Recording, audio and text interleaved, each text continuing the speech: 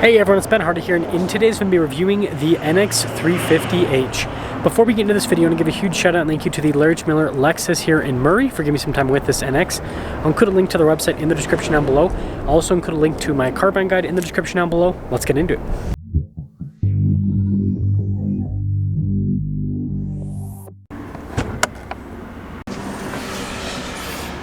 Under the hood, we have a 2.5 liter 4-cylinder paired to a hybrid system and an ECVT. Total system output is 240 horsepower, with fuel economy being 41 around town and then 37 on the highway. Now, before we move forward with this review, I do want to mention, if you want to see more videos just like this, then I recommend you subscribe because I post content every single day. So starting with the hood itself, you guys can see you've got this cool metallic white paint, and then popping down below, headlight design's super sharp. It makes the NX look really aggressive, and here's a quick look at kind of like the little turn signal there. Darker coloration here for the grille. We've got fog lights there at the very bottom as well, and there's the front end. Around the side here, our tire wheel setup is 235 by 50 by 20 in the front and over in the rear. And you can see here with the wheels, you've got that silver finish on them, and then you've got these fender flares here, and then that bodywork kind of all matches with that. And also the door handles though are kind of blacked out at the top. It's interesting. But then you have silver trim around the windows. There's lots of colors happening on this. There's your side profile. And this leads us to the key fob. Got the Lexus logo there. We have our lock and unlock function opening for the hatch as well, and we'll pop it open. Now, popping into the rear, you can see we've got a cargo cover built in from the factory. And the NX isn't a huge car. I mean, this is basically the Lexus RAV4, but it's got quite a bit of cargo space overall. The slope design does get in the way of the vertical space a little bit. When you're all done, just press that. Lower the hatch right back down. I think the light bar design here on the NX is pretty cool looking. Got the Lexus logo there, and then you can see 350H all-wheel drive. They gotta like put everything.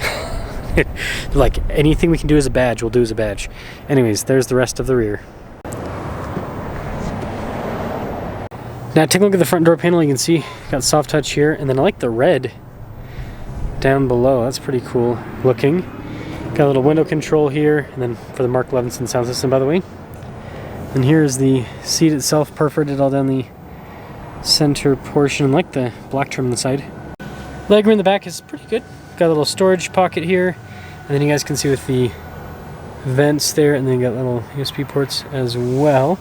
And I will say these seats pretty dang comfortable. Headroom again with the slope design, it does get in the way a little bit, but it's not bad. Now take a look at the front door panel. You can see again with the soft touch and the red trim down below. All of our window controls here, mirror adjustments, mirrors do power fold in. Got memory seats, another speaker for the sound system, blind spot monitoring with the mirrors. And then here's the front seat, again with that red, contrasted with the black on the sides. Power adjustments there on the side as well. Pretty normal looking pedals. And then this is just for the hatch, your gas cap release. And yeah, lots of piano black trim. Steering wheel's power adjustable, by the way. And then the dash, you can see it's soft touch across the top.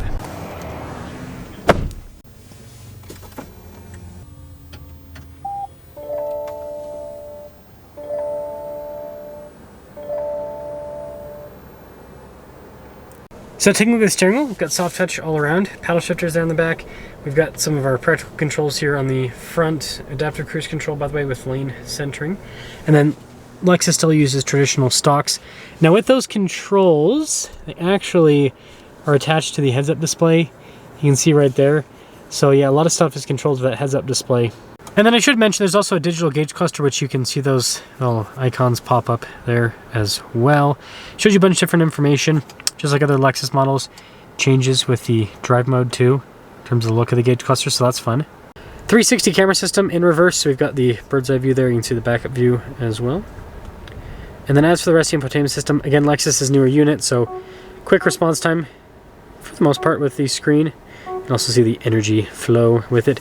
And then you have the climate controls at the bottom, always accessible, but it is on the screen. Heated and cooled seats, dual zone climate, heated steering wheel, and then it's funny, you have a little parking assistant and the camera button right next to it, but pretty small.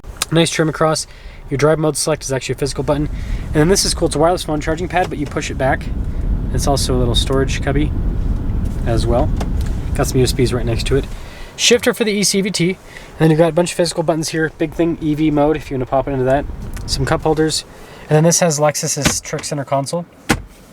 It goes either way. Like I said, two-tone is kind of the theme here, but soft touch there, and then down below with the glove box section, not soft touch, but it is red. Anyways, decent storage space here in the glove box. We've got a camera rear view mirror, and then we've got a panoramic sunroof. Here's a quick look at the window sticker. You guys can see 2025 350h luxury. Base MSRP 50K or just over.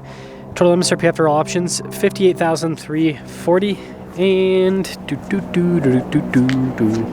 let's see how it drives.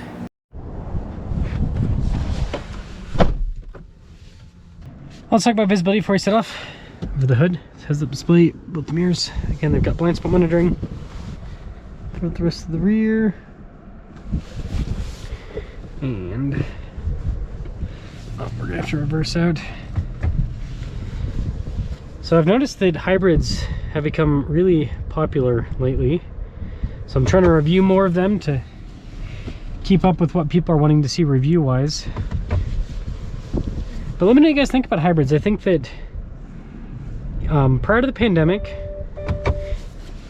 you know, some people liked them, but it was kind of like, that's your lame grandma's car, right? That's what a hybrid is. That's your lame grandma's car. And now I know I talk to people and they're like, man, that new Prius. They're like, oh, I think I'm gonna get, or like just hybrids in general. They're like, I think I'm gonna get a hybrid next. Like, I'm sick of paying, you know, $4+ per gallon, getting 15 miles per gallon, my gas guzzling pickup truck, whatever. So I don't know. It's interesting to see the transition. I think that we'll talk about this again. I think that EVs have helped out hybrids quite a bit. But comfortable seats, nice bolstering too. Speaking of hybrids, I'm excited to test out one of those new Tacoma hybrids once they hit dealer lots. Well, actually setting off. Pretty decent with the torque. Not too shabby. It's definitely a smooth ride.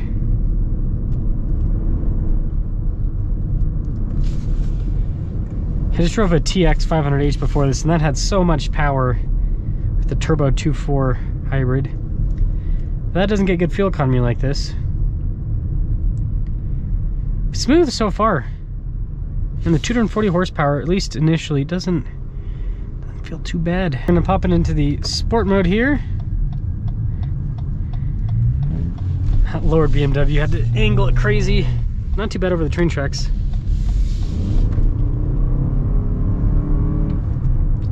Pretty good power, 240 horsepower. Excuse me. Yeah, 240 horsepower.